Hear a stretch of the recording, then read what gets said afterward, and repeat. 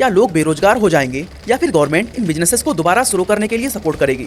इन सब सवाल को लेकर लोगों में एक बड़ी चिंता देखने को मिल रही है।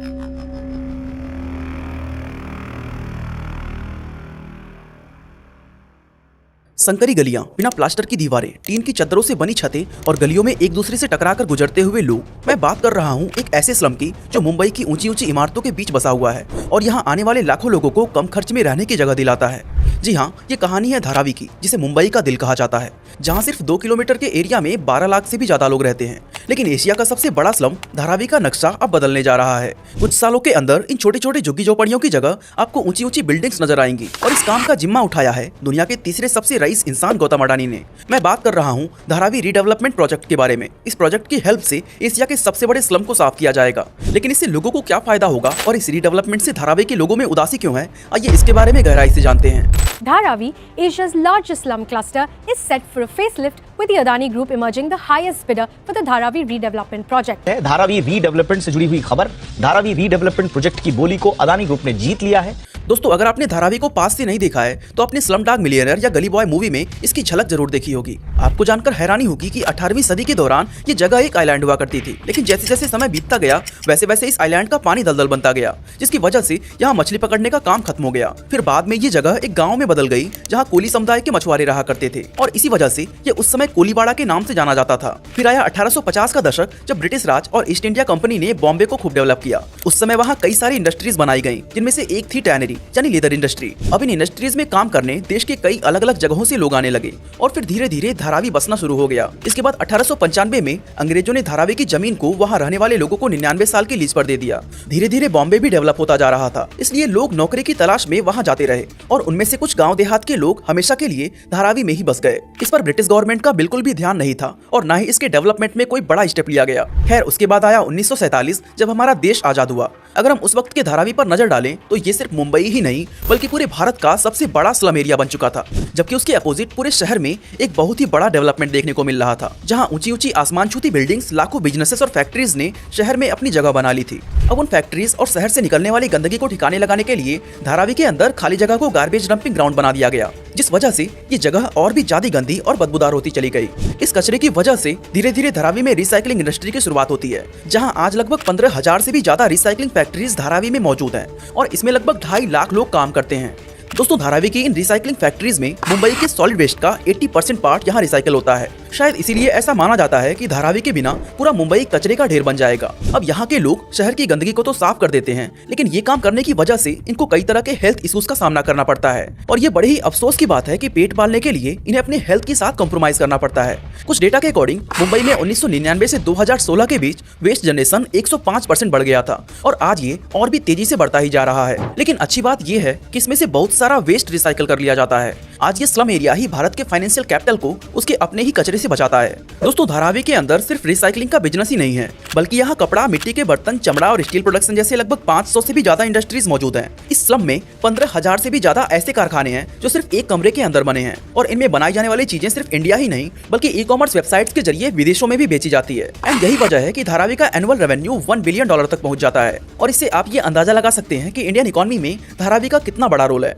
दोस्तों, हम जब भी किसी स्लम के बारे में सुनते हैं तो हमारे मन में झुग्गी झोपड़ियां और कम पढ़े लिखे लोगों की इमेज बनती है, लेकिन धारावी इस मेंटालिटी को बदलने का भी हुनर रखता है, क्योंकि धारावी भारत का सबसे ज्यादा पढ़ा लिखा स्लम माना जाता है, जहां की लिटरेसी रेट 69% है। आज फॉरेन टूरिस्ट को धारावी का गाइडेड टूर भी ऑफर किया जाता है, जिससे वो यहाँ रहने वाले लोगों की लाइफ को बारीकी से देख पाते हैं। लेकिन ये सब एक्सपीरियंस करना अब मुमकिन नहीं हो पाएगा, क्योंकि कुछ ही महीनों में इस स्लम एरिया का रीडेवलपमेंट शुरू होने वाला है और इन झुग्गी झोपड़ियों व टीन की चद्दरों वाली घरों की जगह एक साफ सुथरी सोसाइटी और उसमें ऊंची ऊंची बिल्डिंग्स बनने जा रही हैं। आपकी जानकारी के लिए बता दें कि 29 नवंबर 2022 को अडानी ग्रुप ने 5,069 करोड़ रुपए की बोली लगाकर धारावी का ये रीडेवलपमेंट प्रोजेक्ट अपने नाम कर लिया है। दोस्तों, धारावी के रीडेवलपमेंट को लेकर पहले भी बहुत बार इस तरह की प्लानिंग की जा चुकी है और इसकी अपनी एक अलग ही हिस्ट्री है। असल में 1950 के बाद से ही इसके रीडेवलपमेंट को लेकर प्रपोजल सामने आने लगी थी, लेकिन फाइनेंशियल और पॉलिटिकल सपोर्ट की कमी होने से ज्यादातर स्कीम्स फेल हो गयी। फिर 1960 में धारावी कोऑपरेटिव हाउसिंग सोसाइटी की नींव रखी गई, जिसके तहत 300 से ज्यादा फ्लैट और लगभग 100 दुकानों को प्रमोट किया गया, लेकिन धारावी के लिए ये काफी नहीं था। फिर आया 1997, जब महाराष्ट्र की गवर्नमेंट ने धारावी के रीडेवलपमेंट को प्रपोज किया। इस प्रपोजल के बाद इस पूरी जगह को अनडेवलप्ड एरिया माना गया गया, जिसके डेवलपमेंट के लिए स्पेशल प्लानिंग अथॉरिटी को अपॉइंट किया गया। लेकिन 2011 में इस टेंडर को ये कहते हुए कैंसिल कर दिया गया कि वो इससे भी बेटर मास्टर प्लान के साथ इसकी शुरुआत करेंगे। लेकिन उसके 6 साल बाद तक कोई भी मास्टर प्लान नहीं बना। फिर 2018 में वापस से इस प्रोजेक्ट को ओपन किया गया और इसके लिए पूरी दुनिया से टेंडर मंगवाए गए और बिडिंग के बेसिस पर 2019 में धारावी रीडेवलपमेंट प्रोजेक्ट दुबई की शेकलिंग टेक्नोलॉजीज कॉर्पोरेशन नाम की एक कंपनी को दे दिया गया। लेकिन दोस्तों, टेंडर जीतने के बाद भी शेकलिंग टेक्नोलॉजीज इस प्रोजेक्ट को कभी शुरू नहीं कर पाई, क्योंकि बाद में फैसला हुआ कि धारावी रीडेवलपमेंट प्रोजेक्ट में उसके नियर बाय रेलवे को भी इंक्लूड किया जाएगा। एंड इसीलिए महाराष्ट्र गवर्नमेंट ने पुराने टेंडर को कैंसिल करके एक नया टेंडर लाने का प्लान बनाया। अब क्योंकि रेलवे सेंट्रल गवर्नमेंट के अंडर आता है, इसलिए कुछ पॉलिटिकल डिफरेंसेस की वजह से रेलवे इस प्रोजेक्ट का हिस्सा नहीं बन पा रहा था। लेकिन इस साल सेंट्रल गवर्नमेंट ने रेलवे को इस प्रोजेक्ट में शामिल कर दिया है। दोस्तों, इसमें डीएलएफ ने 2025 करोड़ रुपए की बोली लगाई थी, लेकिन इसके 2 गुने से भी ज्यादा यानी 5069 करोड़ रुपए से अदानी रियल्टी ने इस टेंडर को जीत लिया है। इसमें टोटल 7 साल की टाइम लिमिट तय की गई है, यानी इन 7 सालों के अंदर अदानी को धारावी रीडेवलपमेंट का काम पूरा करके देना होगा। अब दोस्तों, आपके मन में भी ये सवाल आ रहा होगा कि इस डेवलपमेंट से गवर्नमेंट और यहाँ के लोगों को क्या फायदा होगा।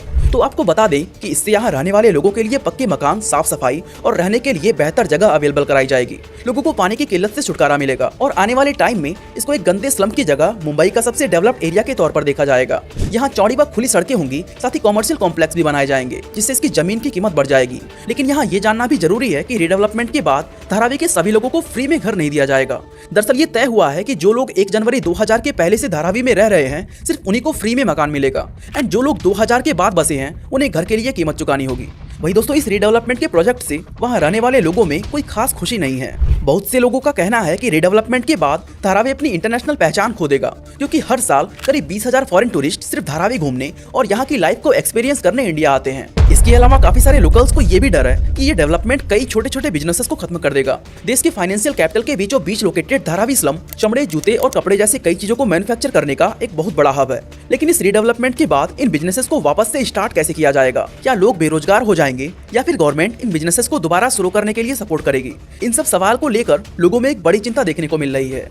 इस स्लम में कई सारे ऐसे बिजनेस भी हैं जो बिना लाइसेंस के चल रहे हैं, मगर इस रीडेवलपमेंट के बाद ये सभी बिजनेसेस बंद हो जाएंगे और इससे धारावी की एक बहुत बड़ी आबादी बेरोजगार हो जाएगी। साथ ही धारावी के लोग इस बात से भी दुखी हैं कि पहले उन्हें 400 स्क्वायर फीट की जगह देने का वादा किया गया था, लेकिन अब शायद उन्हें सिर्फ 300 स्क्वायर फीट जमीन ही दी जाएगी। दोस्तों, धारावी 600 एकड़ में फैला हुआ है, जिसके पास 4 से 5 रेलवे स्टेशन मौजूद हैं। साथ ही ये बांद्रा कुर्ला कॉम्प्लेक्स से सटा हुआ है, जो एक बिजनेस हब है। एंड यही वजह है कि धारावी की जमीन का छोटा सा टुकड़ा भी बहुत ज्यादा कीमती है। इसलिए लोगों का कहना है कि रीडेवलपमेंट हमारी भलाई के लिए नहीं, बल्कि कुछ बड़े लोगों को फायदा पहुंचाने के लिए किया जा रहा है। जबकि बहुत सारे ऐसे भी लोग हैं जो इस रीडेवलपमेंट के प्रोजेक्ट से काफी खुश हैं। वैसे दोस्तों, आपका धारावी रीडेवलपमेंट के बारे में क्या कहना है? अपना ओपिनियन हमें कमेंट करके जरूर बताना। बाकी आज के लिए बस इतना ही।